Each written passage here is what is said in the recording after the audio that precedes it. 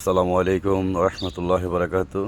যে আমি কানাডায় আমার বাড়ির সামনে ছোট্ট একটা বাগান করছি।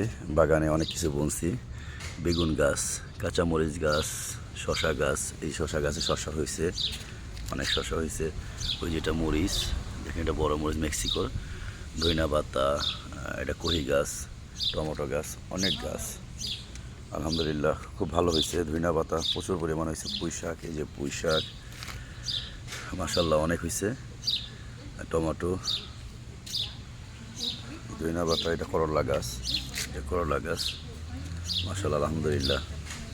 ঠিক আছে, এই যে এটা চেরি টমেটো, ছোটো সাইজের চেরি টমেটো, ধইনা পাতা এগুলো। এই যে এটা পুঁই শাক, ঠিক আছে। এই যে চেরি টমেটো আরেকটা আছে গাছ, মাশাল্লাহ অনেক হয়েছে, অনেক হয়েছে। পুঁই শাক, টমেটো, এটা বড় টমেটো, এই যে মাশাল্লাহ অনেক হয়েছে। যে বড় টমেটো, এটা এটা ওইটা নাগামরিচ, যেটা বোম্বে মরিচ বলি আমরা।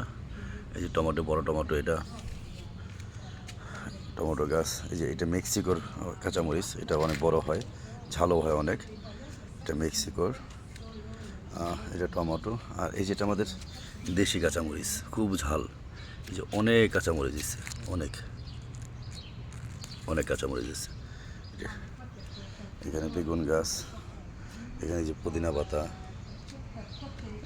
বেগুন গাছ, পুঁই শাক, এটা গোলাপ ফুল গাছ। এই যে কিছু টবেও লাগাইছি, দেখেন বোম্বে মরিচ, বেগুন, বেশ কিছু। এটা বাগান, অনেক বড় বাগান মাশাআল্লাহ আলহামদুলিল্লাহ। আল্লাহর রহমত দরবারে লাখ কোটি শুকরিয়া যে এখানে এই সামারের মধ্যে ছোট্ট একটা বাগান করতে পারছি।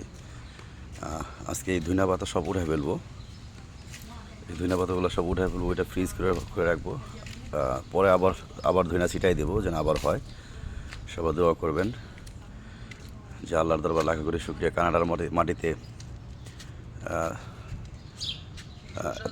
ছোট্ট একটা বাগান করতে পারছি মাশাল্লাহ। আল্লাহর দরবারে আবারও লাখ কোটি শুকরিয়া যে সুন্দর ফলন দিছে, ভালো ফলন হইতেছে। বেগুন,